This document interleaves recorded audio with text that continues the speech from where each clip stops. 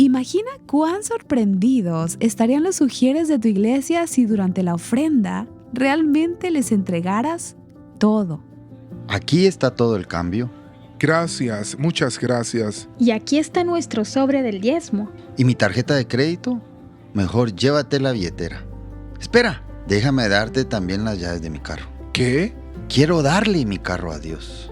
Bueno, está bien. Y aquí está el título de propiedad de nuestra casa. Necesita un techo nuevo, pero es acogedora.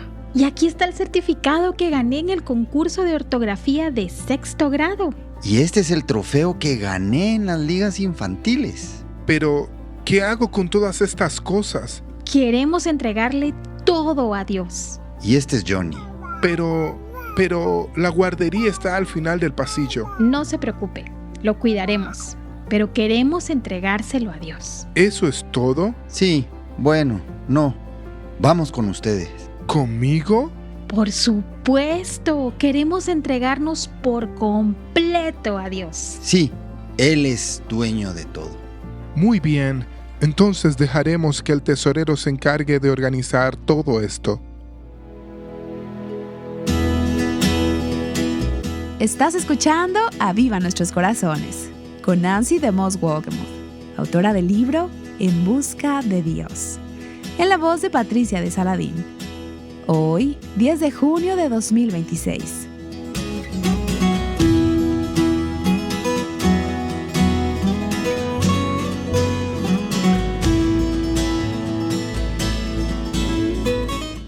Florence Nightingale fue la fundadora de la enfermería moderna. Durante los primeros 40 años de su vida, ella tuvo muchos logros significativos, pero durante los últimos 50 años estuvo confinada en casa. Por muchos de esos años estuvo postrada en cama, en una condición física debilitante, y además de eso, los últimos 15 años de su vida estuvo completamente ciega. Al final de su vida, a esta mujer que había tenido tantos logros extraordinarios, le preguntaron cuál era el secreto de su vida. A lo que ella respondió: solo puedo dar una explicación. No le he retenido nada a Dios. Y permíteme decirte que ese es el secreto de toda vida verdaderamente fructífera. No le he rehusado nada a Dios. ¿Qué significa vivir una vida de sacrificio, una vida de rendición total a Dios? Algo que la Biblia llama consagración, estar completamente apartadas para el servicio, para ser usadas por Dios. Las Escrituras nos dan varias imágenes que nos ayudan a entender este estilo de vida. Y creo que una de las imágenes más profundas en el Antiguo Testamento es la del holocausto. Esta era la forma más frecuente de sacrificio ofrecido por los judíos del Antiguo Testamento, y a menudo era precedido por una ofrenda por el pecado. Luego ofrecían lo que se conocía como el holocausto. Y permíteme pedirte que vayas en tu Biblia a Levítico, capítulo 1. Este es uno de los libros cuyas páginas muchas veces están pegadas en la Biblia de las personas. Es un libro al que muchos temen acercarse, pero es a su vez tan rico para ayudarnos a entender los cimientos de nuestra fe. Es un libro sobre la santidad, la consagración y un estilo de vida sacrificial. El libro da muchos detalles sobre cómo debían presentarse los sacrificios de los creyentes judíos al Señor. Y vamos a ver en el capítulo 1 la primera descripción de un holocausto.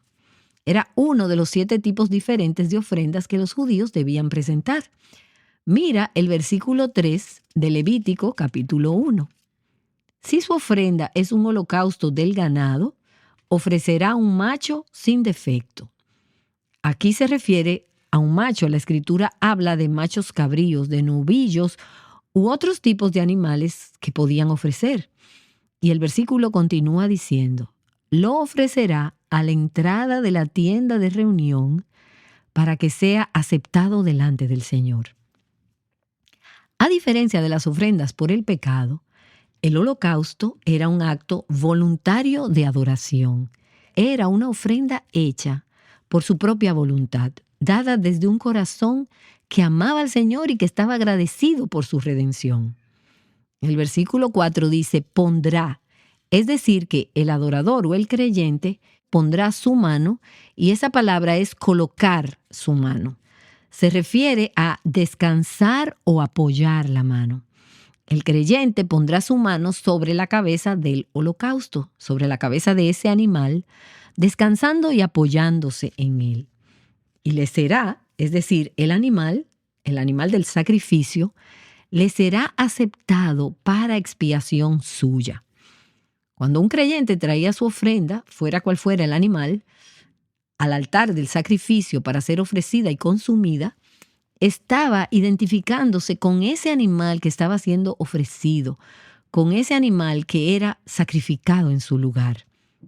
Y al poner su mano sobre el animal, los pecados del creyente eran simbólicamente transferidos a ese animal inocente. Por eso tenía que ser un animal sin defecto, sin mancha. Y en esta imagen, los pecados del creyente eran simbólicamente transferidos a ese animal que cargaba con los pecados del adorador. Era un sacrificio, un sustituto del creyente. Y al poner sus manos sobre ese holocausto, el adorador estaba diciendo a Dios: aquí estoy. Este animal es entregado por completo a ti, y de la misma manera yo me sacrifico a ti, consagro mi vida a ti, y me rindo a ti para ser totalmente tuyo. Ahora, en el versículo 5 vemos una imagen vívida de las consecuencias del pecado. Cuando el animal, que simbólicamente representa al adorador, es ahora sacrificado. Versículo 5. Entonces degollará al novillo, es decir, el adorador debía matar al novillo, delante del Señor, y los sacerdotes, hijos de Aarón, ofrecerán la sangre y la rociarán por todos los lados sobre el altar que está a la entrada de la tienda de reunión. Después desollará el holocausto y lo cortará en pedazos. Y los hijos del sacerdote Aarón pondrán fuego en el altar y colocarán leña sobre el fuego. Luego los sacerdotes hijos de Aarón arreglarán los pedazos, la cabeza y el sebo sobre la leña que está en el fuego sobre el altar. El que presente el holocausto lavará las entrañas y las patas con agua, y el sacerdote lo quemará todo sobre el altar como holocausto. Es una ofrenda encendida de aroma agradable para el Señor. Así que una vez que el animal había sido cortado, cuando las piezas de ese sacrificio eran colocadas sobre el altar, se encendía el fuego y toda la ofrenda, cada parte de ella, era consumida en el altar del sacrificio. Nada se reservaba, nada se retenía. Cada parte era sacrificada. ¿Y notaste esa última frase en el versículo 9? Se consideraba un dulce aroma, un aroma agradable al Señor. El Señor decía: amo ese aroma porque es el adorador entregándose por completo a mí. Aquellos holocaustos estaban diseñados para expresar la dedicación total y la consagración del adorador al Señor. Representaban una rendición completa a la voluntad de Dios. Y cuando llegamos al Nuevo Testamento, vemos el cumplimiento de esta imagen del Antiguo Testamento de dos maneras distintas. En primer lugar, vemos que Cristo, el Cordero de Dios sin mancha, ofreció su propio cuerpo como holocausto, en completa consagración y rendición a la voluntad de Dios. Él es nuestro holocausto. Hebreos 9 nos dice que Él se ofreció a sí mismo, sin mancha, a Dios. Y leemos en Hebreos capítulo 10 que cuando Cristo vino al mundo, Él dijo: sacrificio y ofrenda no has querido, pero un cuerpo has preparado para mí. En holocaustos y sacrificios por el pecado no te has complacido. Entonces dije: aquí estoy, yo he venido. En el rollo del libro está escrito de mí, para hacer, oh Dios, tu voluntad. ¿Qué estaba diciendo Cristo? Cuando Él vino a la tierra, Él dijo: Dios, no son los animales colocados sobre el altar del sacrificio lo que realmente deseas. Eso solo era un símbolo, era una imagen. Lo que tú quieres somos nosotros mismos, nuestros cuerpos completamente entregados a ti. Nuestros cuerpos, nuestra naturaleza pecaminosa no tenían valor alguno para Dios. Por eso Jesús vino y entregó su vida como el Cordero de Dios sin pecado y sin mancha, ofrecido en nuestro lugar como nuestro sustituto. Hebreos 10:10 nos dice, por esa voluntad, es decir, esa entrega de Cristo a la voluntad de Dios, hemos sido santificados mediante la ofrenda del cuerpo de Jesucristo, ofrecida una vez para siempre. Vemos el cumplimiento del holocausto del Antiguo Testamento cuando Jesús se ofreció a sí mismo, entregándose totalmente a Dios y diciendo, Señor, tú me diste un cuerpo y yo lo entrego a ti para hacer tu voluntad. Rindo todo lo que soy y todo lo que tengo a ti y a tu voluntad. Pero no solo Cristo debe ser un holocausto. Ahora que hemos sido apartadas, consagradas y santificadas por su entrega, la entrega de sí mismo, ahora, a la luz de su sacrificio por nosotras, a los creyentes del Nuevo Testamento se nos dice que hagamos nuestra propia ofrenda. ¿Y qué debemos ofrecer? Nosotras mismas, nuestros cuerpos, todo lo que somos, como un holocausto, como un sacrificio para Dios. Y esto nos lleva de vuelta a Romanos capítulo 12, al versículo 1, que es el versículo en que nos hemos estado enfocando esta semana, donde Pablo dice, por tanto, hermanos, les ruego. Y dicho sea de paso, esa palabra en el Nuevo Testamento significa hermanos y hermanas, miembros de la familia de Dios. Les ruego por las misericordias de Dios que presenten sus cuerpos como sacrificio vivo y santo, aceptable a Dios. Recuerda que leímos en Levítico que el holocausto era un aroma agradable al Señor. Cuando nos entregamos nuestros cuerpos, nuestras vidas en rendición a Dios, Él se complace. Él dice, amo el aroma de esa vida rendida.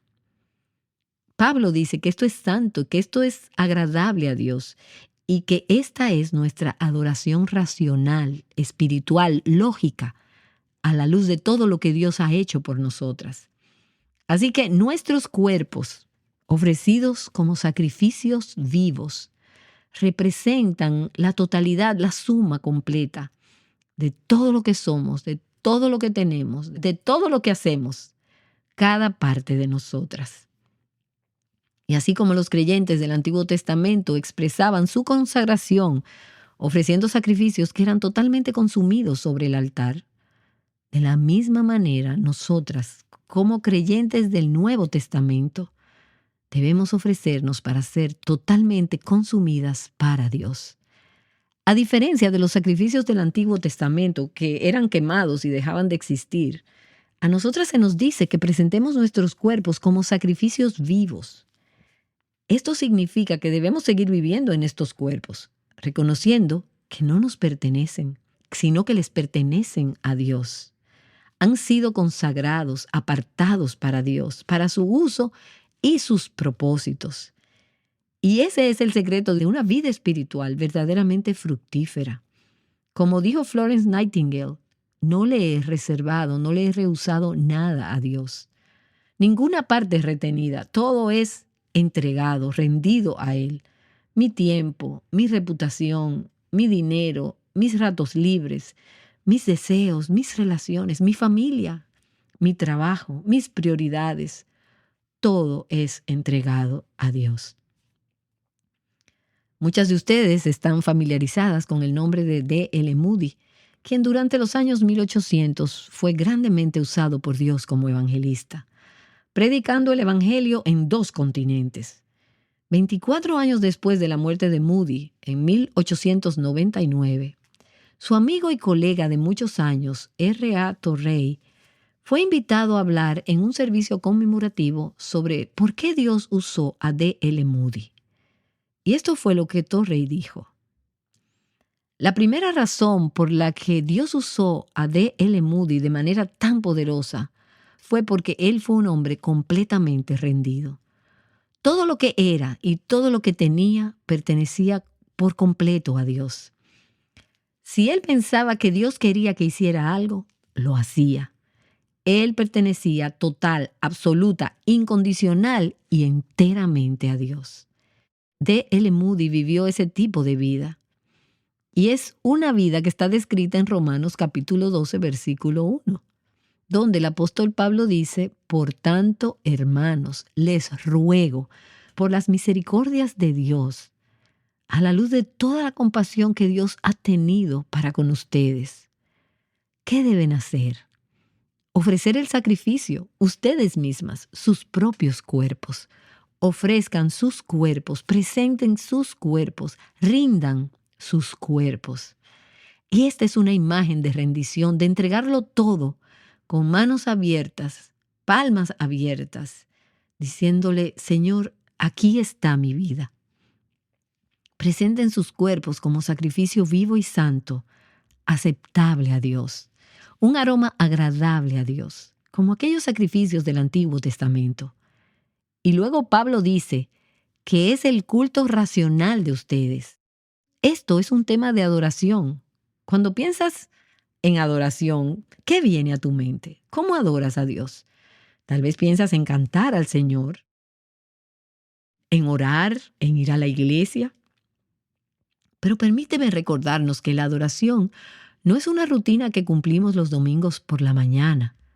Podemos adorar el domingo, pero millones de personas asisten a la iglesia el domingo y salen sin haber adorado realmente a Dios.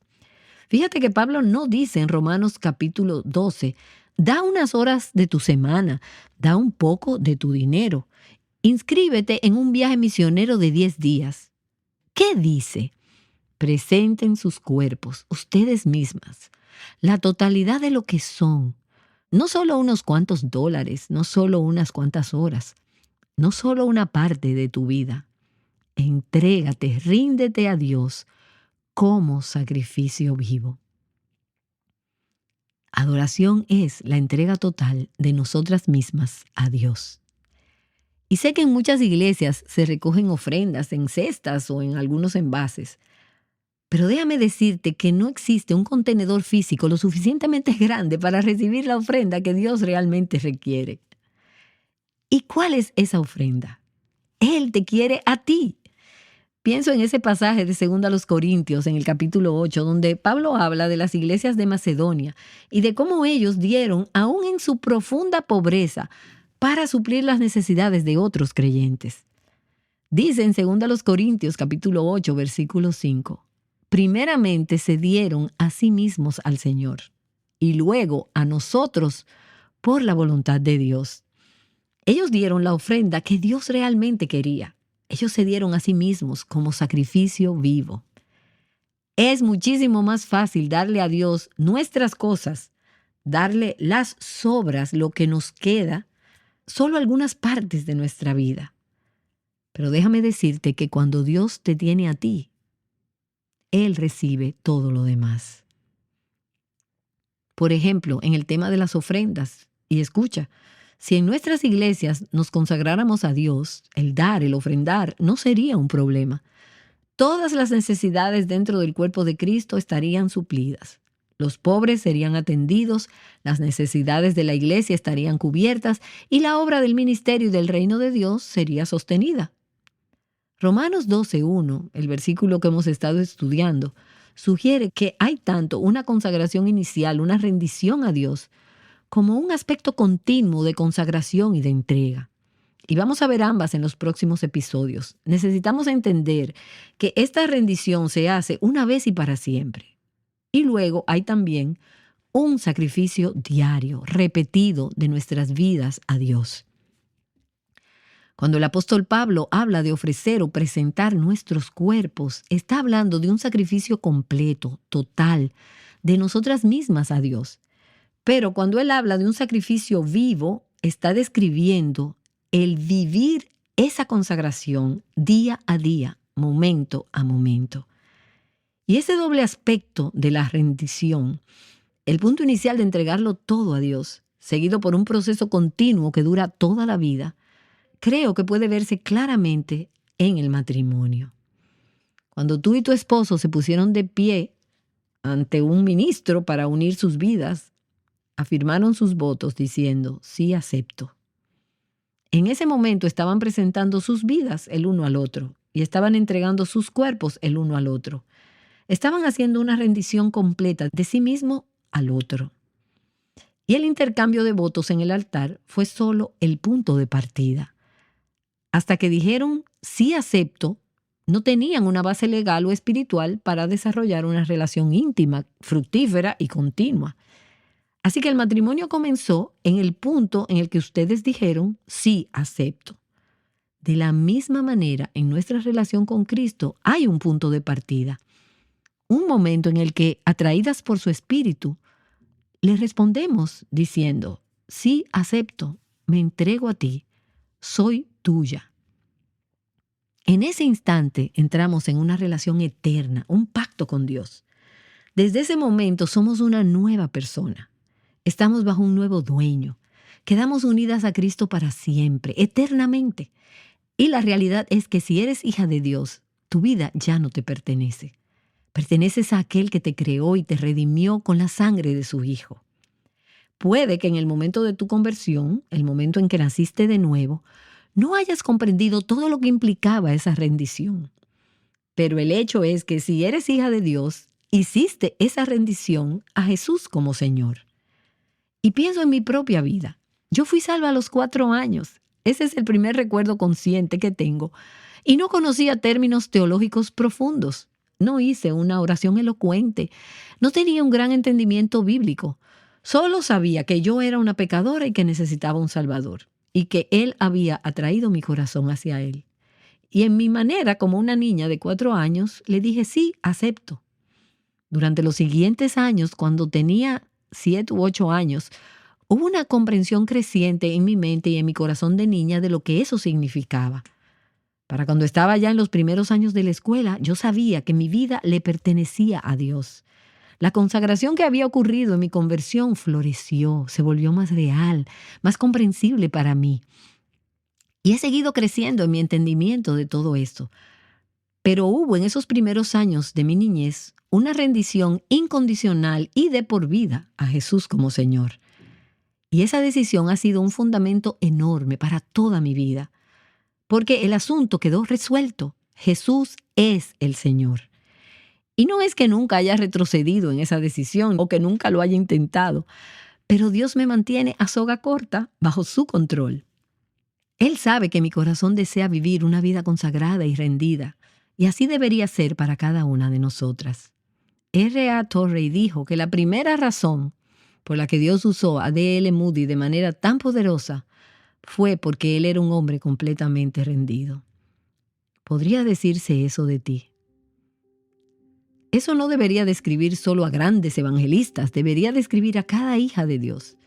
Si tú y yo vamos a ser usadas por Dios en nuestra esfera de influencia, tenemos que poner todo lo que somos y todo lo que tenemos en las manos de un Dios santo y decirle, Señor, tómalo todo. Me pregunto si alguna vez has llegado a ese punto de ofrecerte conscientemente a Dios. Si eres una hija de Dios, en realidad ya eso es cierto. Tú eres de Dios. No te perteneces a ti misma. Pero ¿alguna vez lo has reconocido conscientemente? Si no lo has hecho, o si hoy deseas reafirmarlo, entonces dile a Dios, Señor, aquí estoy. Sí, acepto. Me ofrezco a ti. Mi cuerpo, todo lo que tengo, todo lo que soy. Cumple tus propósitos en y a través de mí. En y a través de mi vida.